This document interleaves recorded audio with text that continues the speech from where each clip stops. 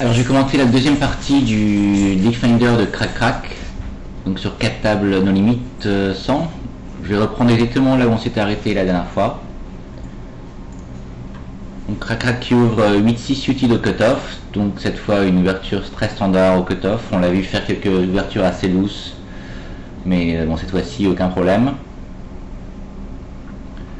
Alors Crac Crac qui décide de faire un continuation bet sur un board de 3-5-7, donc il y a une tirage de quinte et une overcard. Alors j'aime bien ce continuation bet, sachant qu'il y a un short stack au milieu, contre qui évidemment on aura un bet call très facile et on aura une très bonne équité face à son range. Alors le fait qu'il y ait un short stack au small blind, ça crédibilise pas mal notre range de continuation bet. Et donc je pense que une PM à Rolex, même si c'est un joueur assez aggro, il aura beaucoup moins de check raise bluff dans son range que si on était heads up. Même si son range de check call ou check raise pour valeur va pas forcément beaucoup changer.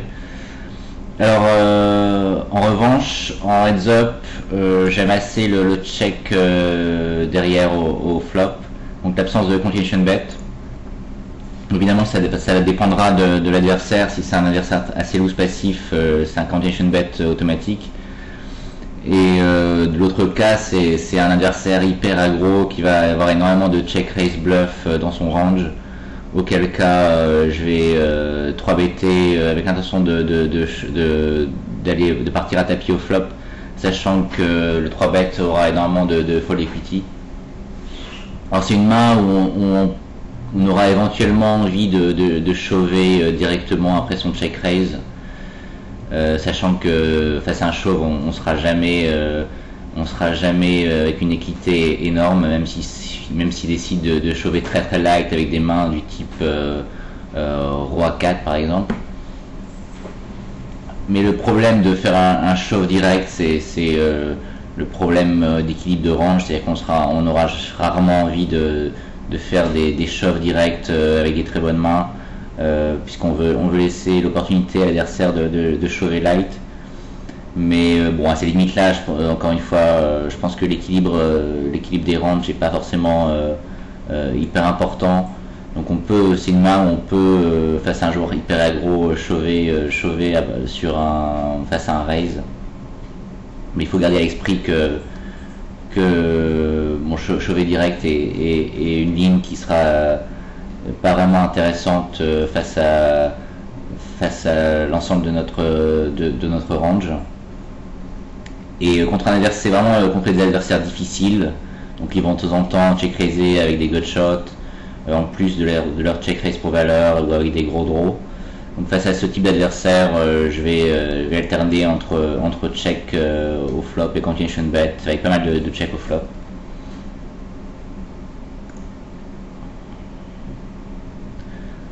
Ouverture de paire d'as qui remporte les blindes.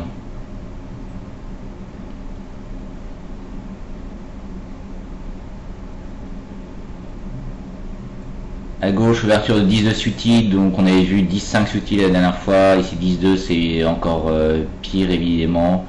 Je pense que c'est impossible que ce soit une ouverture profitable au cutoff. Alors c'est vrai qu'on a des joueurs relativement serrés au bouton et au small blind, et un joueur a priori très très loose au big blind, contre qui on aura peut-être envie de jouer beaucoup de mains s'il joue très mal post-flop. Donc c'est pas une situation qui est mauvaise pour des ouvertures assez light au cutoff, mais 10-2 c'est vraiment une main beaucoup trop faible pour ce genre d'ouverture. Alors Crac Crac qui fait un check bien au flop pour pot control. Donc c'est assez standard sur un board quand même assez drawy. Alors après, face à un joueur hyper loose passif, on peut faire un continuation bet pour valeur, sachant qu'on aura de la valeur de gut shot et de draw très faible. Mais bon, contre énormément de joueurs, je pense que le check au flop est assez standard.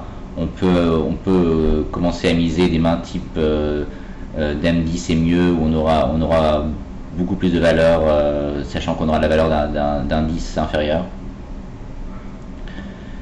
Alors le crac-crac qui a misé au turn quand l'as est tombé, alors là cette mise n'a pas vraiment lieu d'être, sachant qu'on sera toujours suivi par mieux et rarement par moins bien. Il n'y a pas vraiment besoin de protection, en tout cas la protection ne justifie pas du tout une mise ici au turn. Et donc on sera vraiment, je pense, systématiquement suivi par un valet et a fortiori un as, et éventuellement même des 10 meilleurs, alors que toutes les mains inférieures vont systématiquement folder. Donc c'est vraiment une situation où la mise n'a aucune raison d'être. Après, une fois qu'on mise le turn, je pense qu'on peut 3 barreler, on peut faire un troisième barrel, un barrel à river en bluff ici, donc tourner sa main en bluff. Donc ce qui a fonctionné ici, donc il a très certainement foldé une main type valet 9, voire un 10, éventuellement un as, donc je pense que le barrel ici était bon. Après sur un blanc, je pense que il aurait fallu checker derrière, mais malgré tout la mise au turn, je pense que c'était vraiment pas une bonne idée.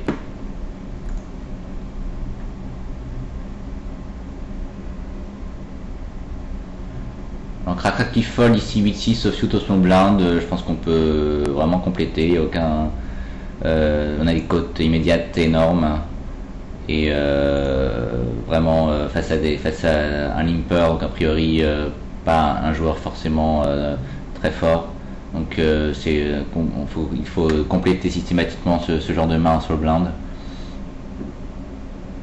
Et crac-crac qui a foldé en haut à gauche 17 offsuit face à une ouverture du small blind. Alors bon, le joueur en face a pas l'air assez décent. Malgré tout, je pense que c'est un fold trop tight au big blind face à une ouverture du small blind. La seule situation où je pourrais éventuellement folder ce genre de main, c'est si l'adversaire a un range très très serré d'ouverture au small blind. Mais ce qui est le cas d'assez peu de joueurs en fait. Même si c'est sûrement une bonne chose d'avoir un range très serré au small blind. Et donc face à un joueur assez standard, je vais soit défendre, soit 3BT, mais je pense que le fold est trop serré, que au moins défendre ou 3BT est profitable. Alors en bas à droite, crac-crac, donc il a évidemment checké son big blind. Je pense qu'il n'y a aucune raison de raiser ici, pré-flop. Il décide de miser le flop, donc à hauteur du pot. Bon, moi je fais quasiment jamais de mise à hauteur du pot, mais bon, pourquoi pas sur un flop quand même très très gros. On peut éventuellement checker ici face à un joueur qui est très très short stack, et donc induire pas mal de bluff, sachant que a priori un limper va auto-bêter ce flop si le big blind check. En même temps, la mise est évidemment pas une mauvaise chose, sachant qu'on aura pas mal de valeurs. Il trouve un bon endroit à hauteur, donc là encore une mise. Bon là, je pense que la mise à hauteur du pot fait moins de sens vu la force de notre main et les draws, il n'y a pas de raison de faire payer autant les draws ici. Bon, il est raisé à tapis, donc évidemment il va suivre au turn. Donc il se trouvait face à valet 10.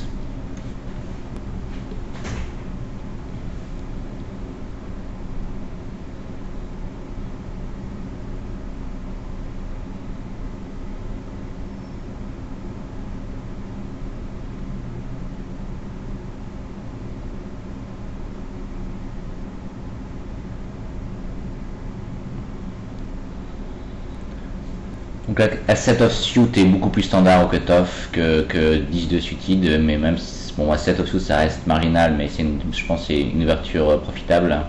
C'est des joueurs standards derrière. En bas à gauche, crac-crac qui fait un call 3 bet après un limp et un isolation raise. Je pense que c'est un très bon 3 bet ici. Je pense que c'est le genre de move qui est extrêmement profitable en no limit 100, sachant que les adversaires vont jamais s'adapter à ce genre de call 3 bet.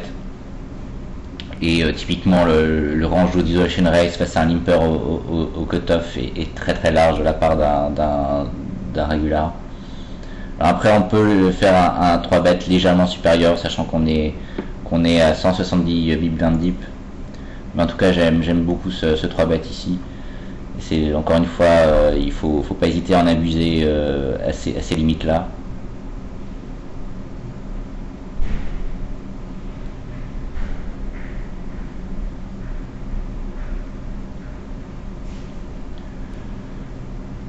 Alors là c'était un fold du TG de Roi 10 offsuit, mais par contre il ouvre Dame Valet offsuit, donc c'est un peu étonnant, un peu contradictoire.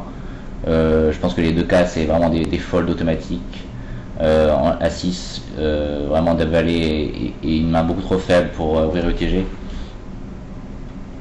Alors c'est vrai que, alors je sais pas si Crac en était conscient, auquel cas bravo, mais dans le big blind on a un joueur quand même a priori très très faible, assez loose. Je pense qu'on l'a vu faire des moves vraiment très très mauvais dans la première partie.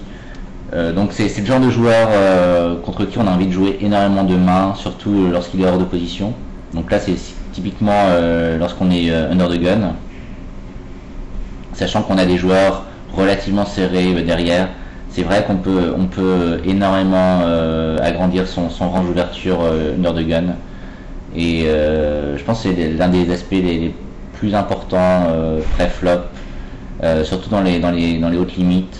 Lorsqu'il y a un mauvais joueur qui est à table, il faut vraiment essayer de jouer le maximum de mains contre lui, et c'est le genre d'adaptation que assez peu de régulars font en fait. Donc encore une fois, a priori une ouverture beaucoup trop loose, mais vu l'adversaire au big blind, c'est plutôt une bonne chose en fait.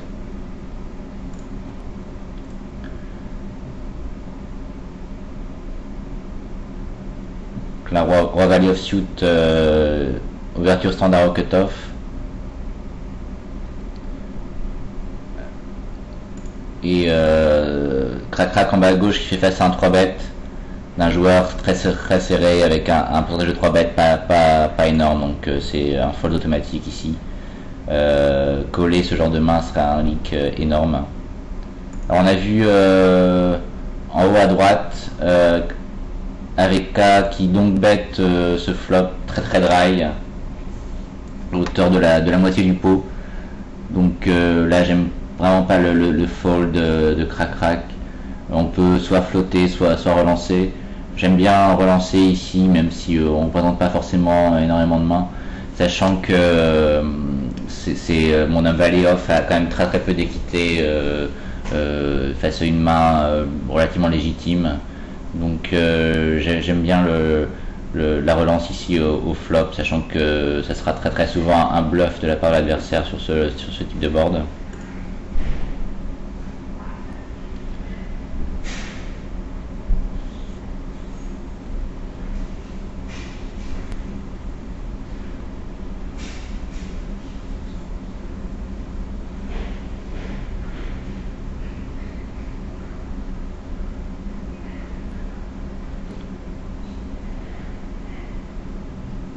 Donc là ici on est en situation plus ou moins de squeeze avec une ouverture TG plus 1 et call de AVK, mais c'est le type de situation où on veut quand même des mains légitimes en squeeze, c'est-à-dire qu'on peut éventuellement avoir des mains du type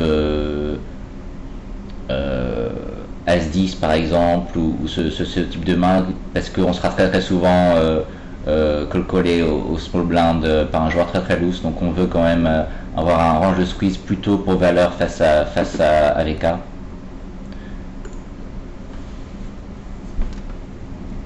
Et squeezer 10-3 dans cette situation serait vraiment horrible.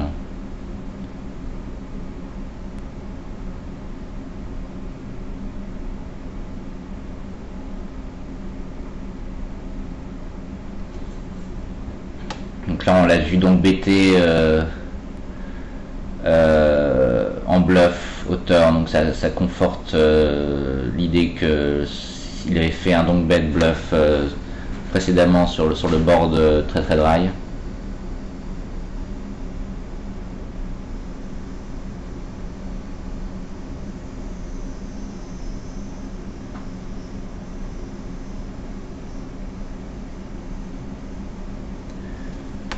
Alors à gauche, Cracra qui est ouvert paire de roi, qui est 3 BT par un joueur assez serré, mais on voit qu'il a un pourcentage de 3 bêtes énorme à 14%. Donc là c'est une situation où on peut tout à fait flatter, sachant qu'il y a eu très peu de dynamique jusque là. Sa paire de roi au bouton. Typiquement avec paire de valet, on va systématiquement 4 BT face à un tel joueur, et on sera vraiment ravi de partir à tapis a priori. Sachant que paire de valet sera une main beaucoup plus difficile à jouer dans un pot 3 BT que paire de roi.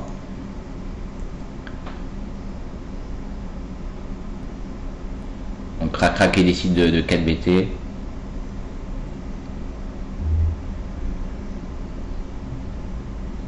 Bon, la taille du 4 bet est a priori ok. Je pense qu'on peut faire un 4 bet légèrement inférieur à 24 ou 25. Ce qui permet d'avoir des folds plus faciles sur ces 4 bêtes light.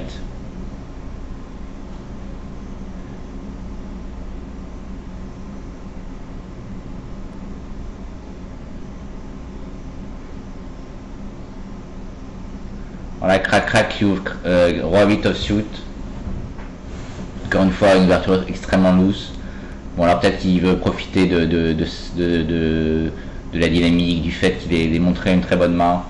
Donc paire de roi au showdown précédemment, donc c'est pas forcément une mauvaise chose d'un point de vue dynamique, mais roi 8 off est quand même beaucoup trop oui comme main pour ouvrir.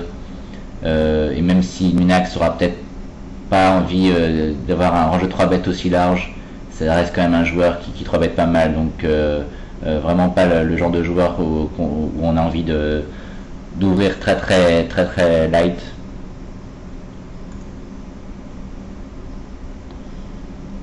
Alors en haut à droite, Cracra qui a fait un isolation raise, donc là encore un isolation raise un peu élevé à 6.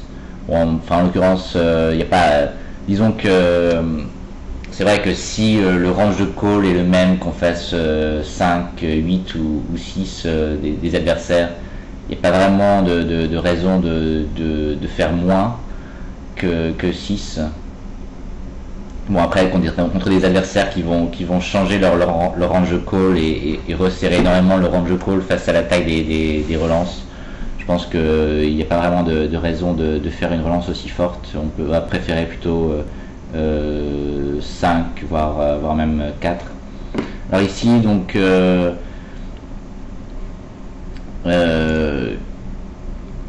donc on fait face à un board très dry avec donc paire de 9 au board, tirage de couleur quand même, et Cracra qui décide de checker au flop. Alors j'aime pas trop ce check, en fait je préfère largement un condition bet face à deux joueurs, en sachant qu'on sera quand même énormément devant leur range, et qu'on aura quand même de la valeur typiquement face à des hauteurs as inférieures. En plus, faire un condition bet face à deux joueurs, ça crédibilise pas mal notre range, donc on sera rarement check raisé en bluff ici. Et le fait de faire un continuation bet, ça permet aussi de pouvoir bluffer dans les streets suivantes. On sera typiquement, lorsqu'on fait face à un call, on sera typiquement face à des pocket pairs ou des tirages de couleurs, auquel cas on aura énormément de fold equity sur un deuxième barrel, voire un troisième barrel suivant le board.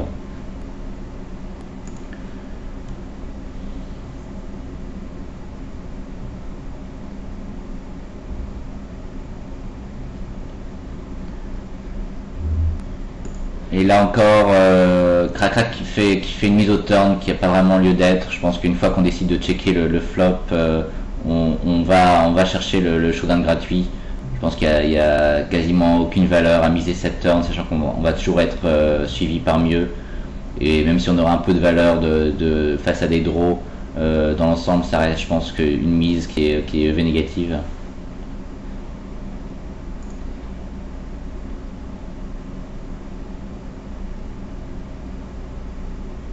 Donc là, le check automatique à la river, en tout cas j'espère.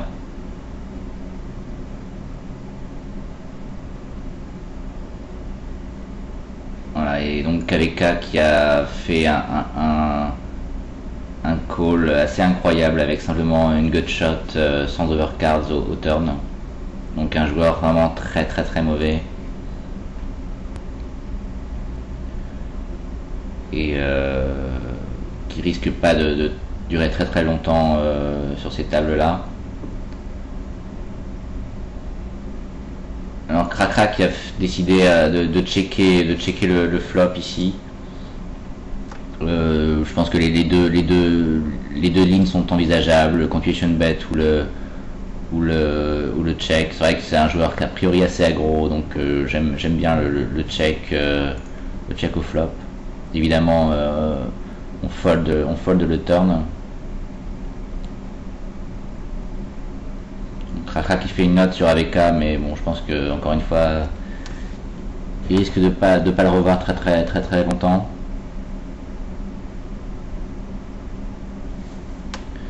Crac en bas à droite qui a ouvert Asset Util d'Another Gun, donc une ouverture plus standard cette fois, et qui a fait un continuation bet sur le board Roi 19, ou ouais, peut-être pas, vu la taille du pot.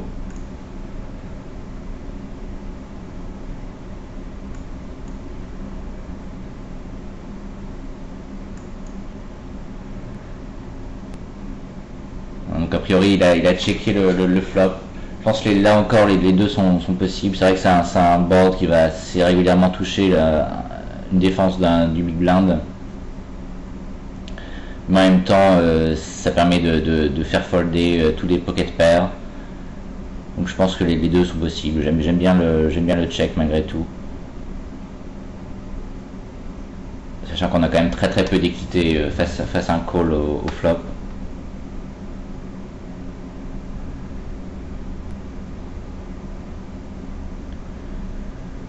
Donc Cracra qui check le turn, là encore je pense que c'est meilleur, sachant qu'on fera même peut-être pas folder des pocket pairs ici.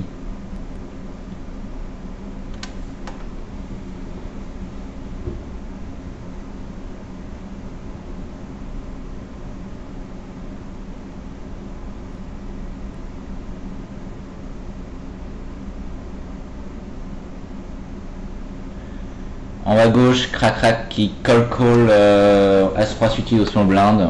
Alors je pense que là c'est vraiment une erreur assez majeure pré-flop. Je pense que c'est le type de main où on aura qui sera quasiment jamais profitable quand on call hors de position. C'est évidemment un petit peu mieux par rapport à As-Roi offsuit, mais je pense que ça reste une situation qui sera quasiment jamais profitable. Autant au bouton on peut se permettre de call-coller même si ça sera une situation difficile à équilibrer. Autant en small blind on va soit 4BT soit folder. Alors dans les limites assez hautes, je pense que c'est un 4bet automatique, sachant que bon, même des joueurs relativement serrés ont des ranges assez loose, enfin assez polarisé, mais quand même avec pas mal de mains marginales pré-flop under the gun, et les joueurs aussi sont capables de faire des 3 bet light UTG plus 1. Alors en limite 100, je pense qu'on peut folder ici As-Roi. Bon, Buzzy Lizzy un pourcentage de 3 bêtes qui est pas négligeable à 8%, mais encore faut-il que ce soit un joueur qui aime bien faire des 3 bêtes light au TG plus 1, et je pense qu'en limite 100 ça reste assez rare. Donc j'aime bien le fold ici, et vraiment je pense pas que le call soit du tout une bonne idée.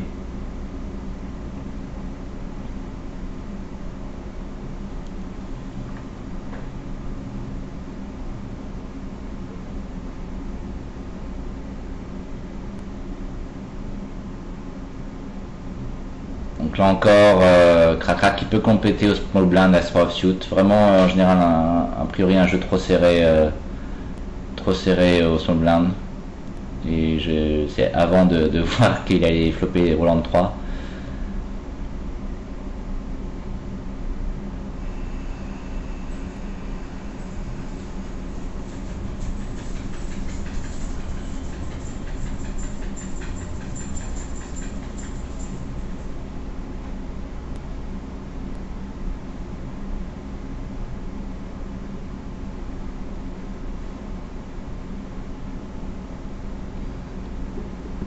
Alors ici un squeeze de Nunax au Big Blind.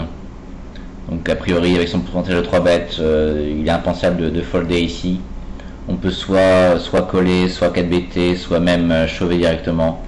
Voilà, entre 4 bêtes et le shove direct, c'est vraiment très close. Ça dépend en fait de ce qu'on connaît de son range de shove face à un 4 bêtes. Mais enfin les deux lignes sont vraiment très proches l'une de l'autre avec ce type de main. Mais en tout cas il est vraiment hors de question de folder ici face à quelqu'un qui a un pourcentage de 3 bêtes de 15%.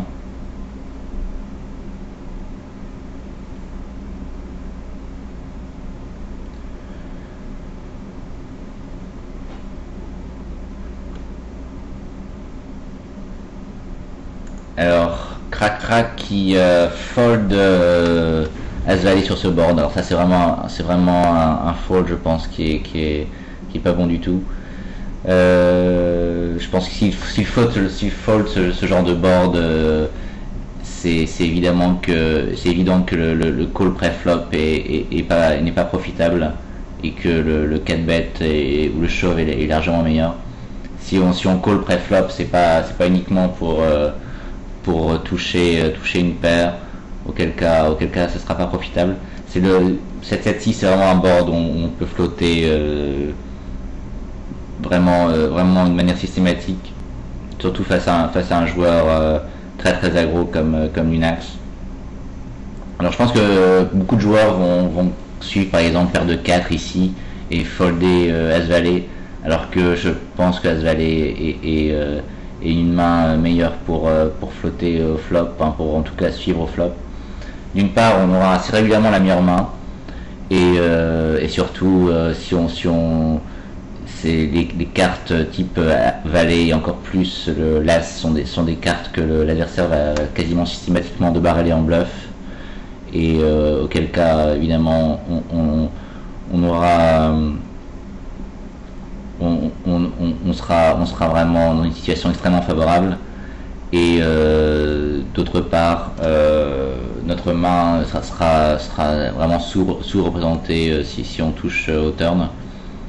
Ensuite, comme je l'ai dit, on aura assez régulièrement la meilleure main, et sur pas mal de cartes, l'action risque de se freiner.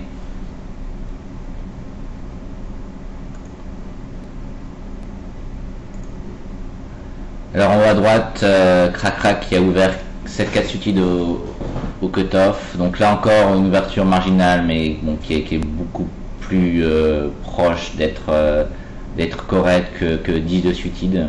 Je pense que 7-4 suited est ouvrable au cut-off contre des joueurs assez standards. Moi, et donc Crac qui a trouvé 2 paires et qui fait 2 barrels pour valeur. Je pense que c'est très standard sur ce board.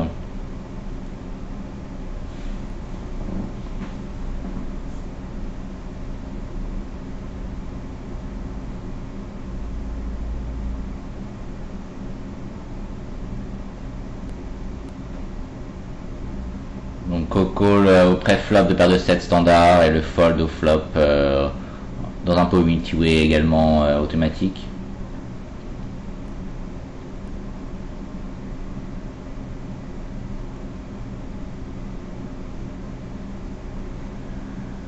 En bas à droite, Crac qui décide de 3 BT, UTG plus 1, ouverture de Buzingen UTG. J'aime pas trop ce type de 3 bêtes. Je pense que le call est largement plus profitable qu'un 3 bêtes, même si un 3 bêtes est sans doute légèrement profitable ici. Alors son ouverture de honneur de gun est quand même assez serrée a priori, avec un pré-flop raise de 12%. Et même s'il est short stack, il est quand même presque à 80 big blind, donc on a quand même largement suffisamment d'implies pour coller TG plus 1. Alors Crac qui trouve les nuts ici au flop, donc avec tirage couleur et tirage quinte. Donc continuation bet automatique. Là on n'a aucun problème à partir à tapis. On pourrait envisager un check derrière, mais avec des draws bien plus faibles, type par exemple 3-4 de pique ou 6-7 suited sans pique. Mais ici évidemment il est hors de question de checker avec un draw aussi fort.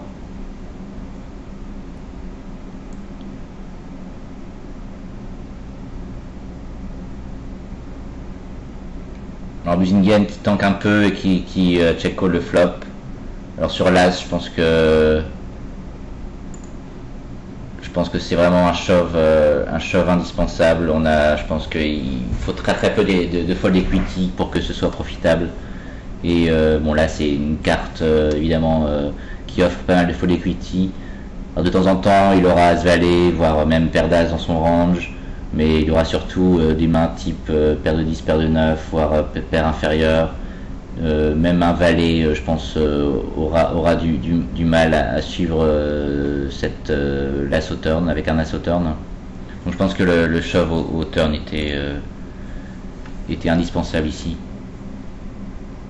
Et Crac qui trouve les nuts à la river, ce qui est toujours agréable.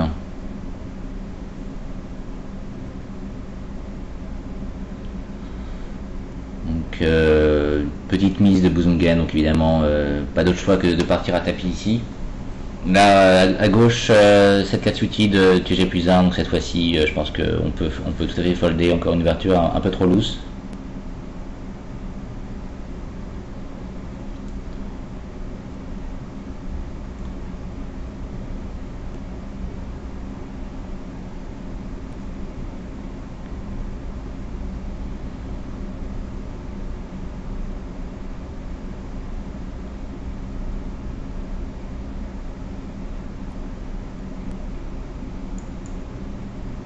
Donc là Busungen qui a bet foldé, donc il n'a jamais un as dans cette situation.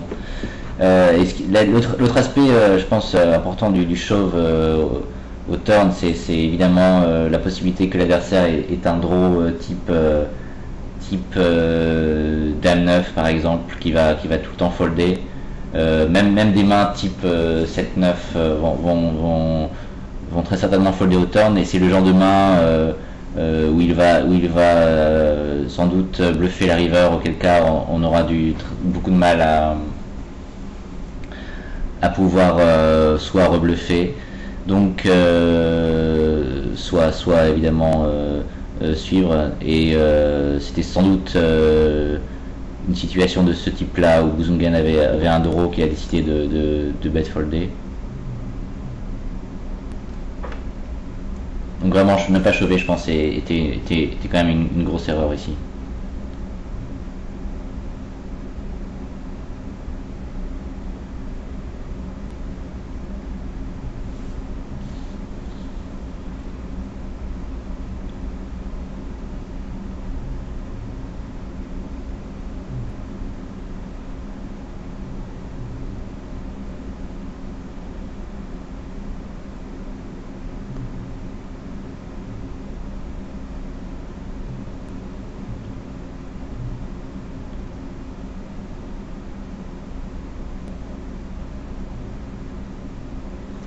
Alors là, le call est pas du tout profitable. Roi 9 offsuit face à une ouverture under the gun d'un joueur assez serré.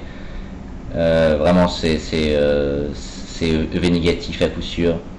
On peut, même si les côtes immédiates sont pas horribles, je pense que c'est impossible que ce soit profitable. Alors je vais revenir sur la main en haut à droite.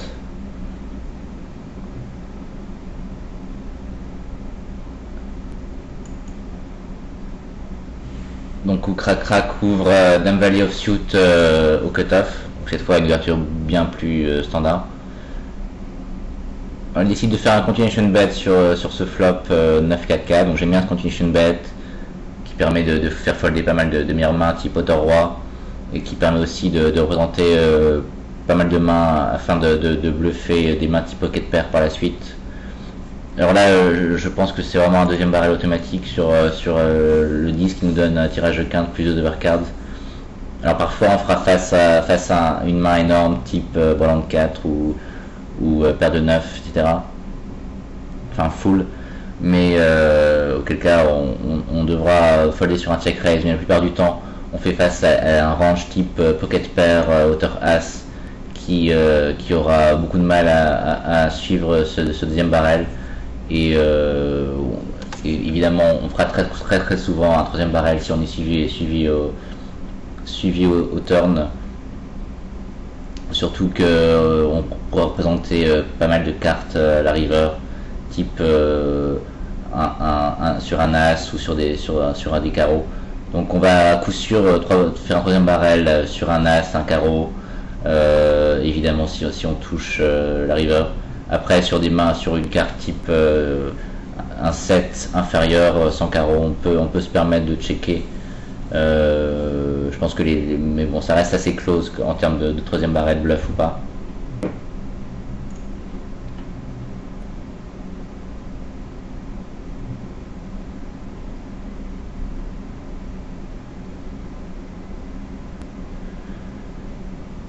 Et Cracra qui décide de bluffer cette river à hauteur du pot. Alors le bluff de river, bon, face à un joueur, je pense à ces limites là est pas mal. Bon, un joueur un peu plus aguerri saura que vraiment c'est une carte idéale pour bluffer, et qu'on va très souvent bluffer cette river. Alors, en même temps, la mise à hauteur du pot est quand même très suspecte, sachant que on représente essentiellement un as, et qu'on n'a aucune raison de miser autant avec un as, sachant qu'on veut essentiellement avoir de la valeur de main type un 9. Et a priori on va souvent barreler les carreaux, donc là encore on représente pas très souvent les carreaux ici.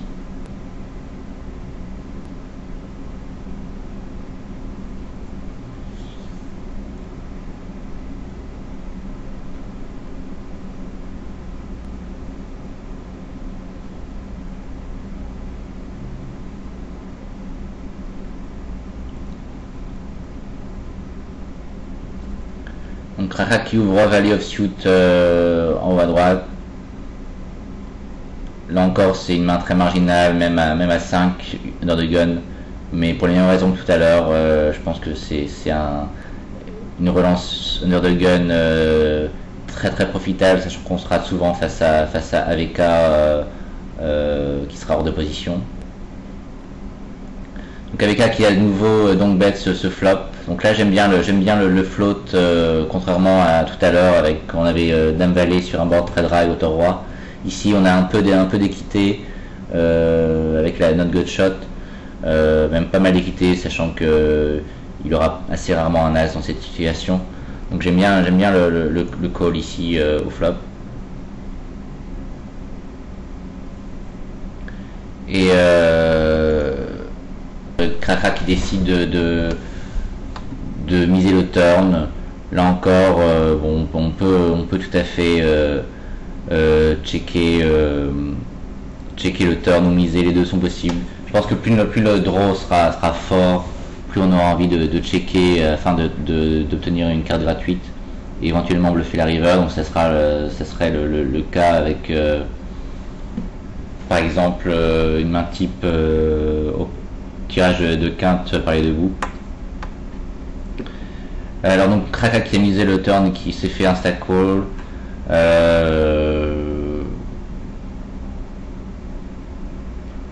Bon, je pense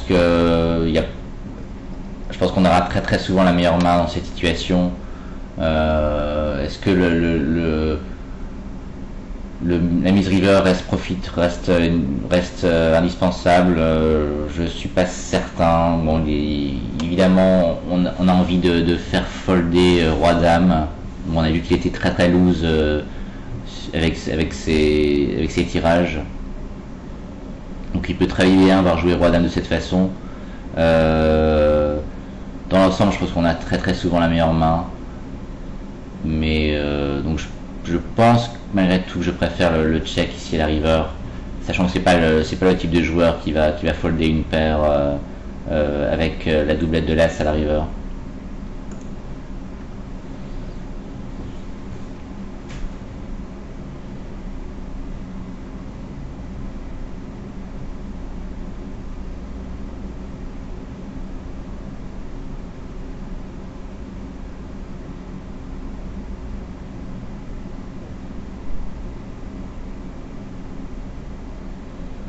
Donc Rara qui check au big blind, j'aime bien la relance ici pré-flop, sachant que c'est un joueur, même si en termes purs de valeur on sera pas très bien face à son range de link call, je pense que c'est un joueur qu'on peut très facilement player post-flop, et donc faire grossir le pot est pas du tout de mauvaise idée en position. Donc on voit AVK qui a pas tenté de bluff avec hauteur 5. Personnellement j'aurais misé soit au flop, soit au turn, soit à la river. J'aurais pas fait un showdown avec hauteur 7 ici si j'étais à la place de crack, sachant évidemment qu'on a quasiment aucune showdown equity. Bon, là encore, face à un joueur comme AVK, j'aurais complété au small blind.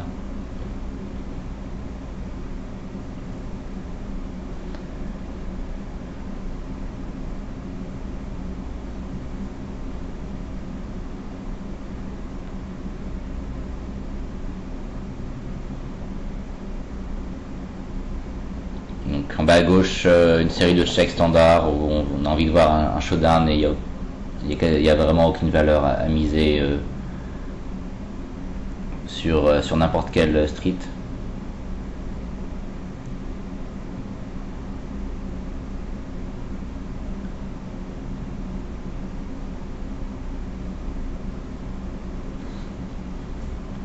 Alors en bas à droite, j'aime bien le check ici, donc check fold face à deux joueurs.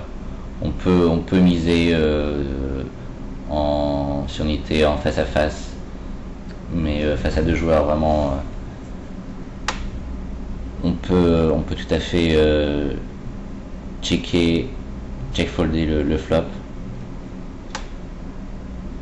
Alors en revanche ici, je préfère nettement cette mise au turn que les mises de tout à l'heure.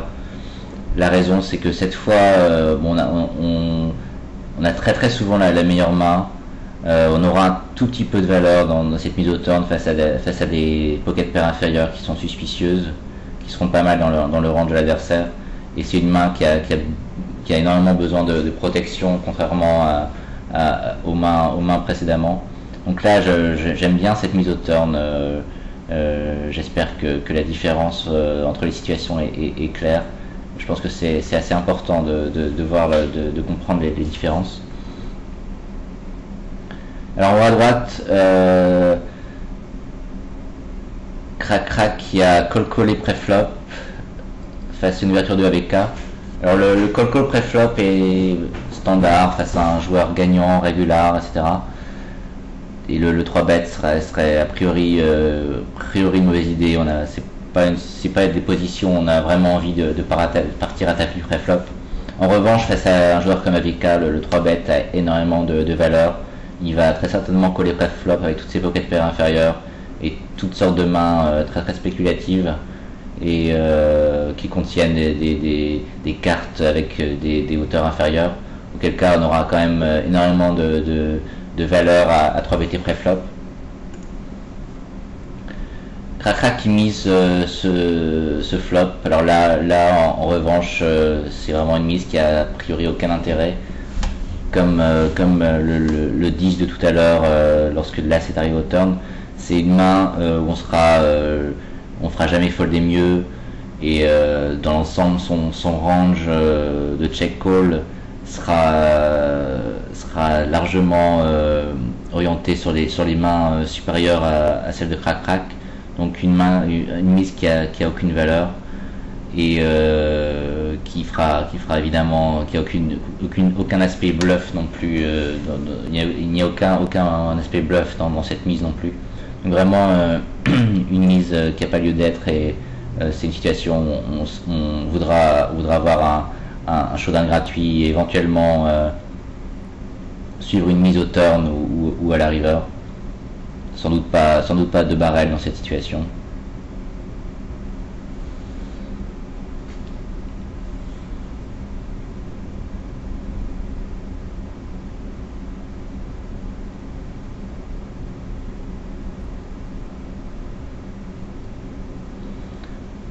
Donc là, crac en bas à gauche qui relance Valedis depuis le Big Blind. Je n'ai aucun problème avec cette ligne.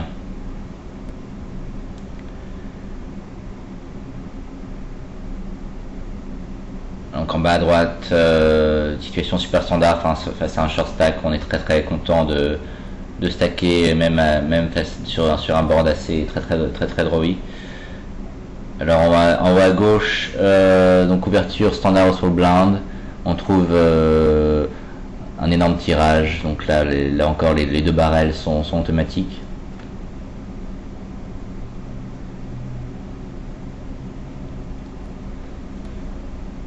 Alors en bas à gauche, on a call collé au small blind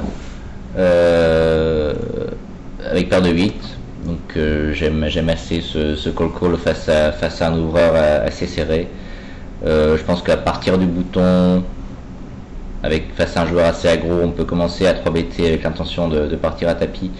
Mais face à une ouverture du cutoff, je préfère nettement le call ici. Et donc crac qui check min raise. Donc là encore c'est un check min raise qui n'a pas vraiment de sens.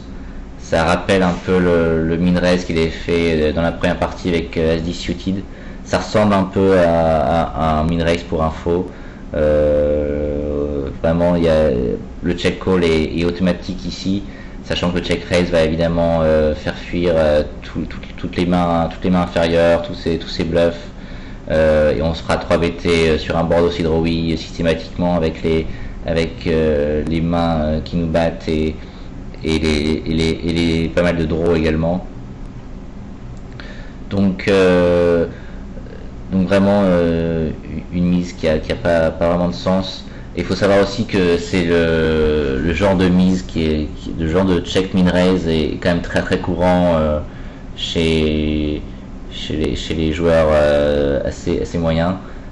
Et c'est vraiment une des lignes extrêmement exploitables, sachant que une fois que l'on sait que l'adversaire va check min raiser énormément de mains où il ne pourra pas suivre un 3-bet, on va commencer à 3-BT un range très large. Et évidemment on pourra exploiter ce type de check min raise. Alors, crac se dit peut-être qu'il mixe ces check min raise avec des mains très moyennes qui vont pas supporter un 3-bet avec des mains très fortes, mais ce mix est en général très déséquilibré. C'est-à-dire que les mains très fortes vont représenter un range très négligeable face au reste des mains qui vont check min raiser. Je pense qu'on va s'arrêter là. Donc on a eu pas mal d'actions dans cette deuxième partie. Donc c'était cool. Je remercie Crac pour sa vidéo qui était quand même assez intéressante. On a eu pas mal de situations, quelques leaks je pense assez fondamentaux. J'espère que cette vidéo aidera à les corriger, et peut-être que ça aidera aussi d'autres abonnés à corriger leur leak parce qu'ils se sont un peu retrouvés dans cette vidéo.